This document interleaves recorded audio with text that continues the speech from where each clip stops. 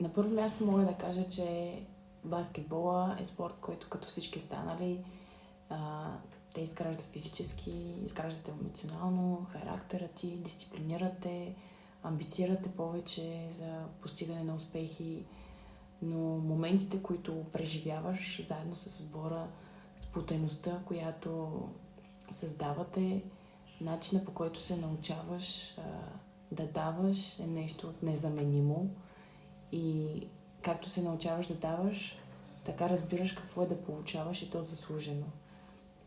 Но за мен най-важният урок, който баскетбол ме научи е погледа за живота. Защото може би ако не бях се занимавала с него, нямаше да осъзная, че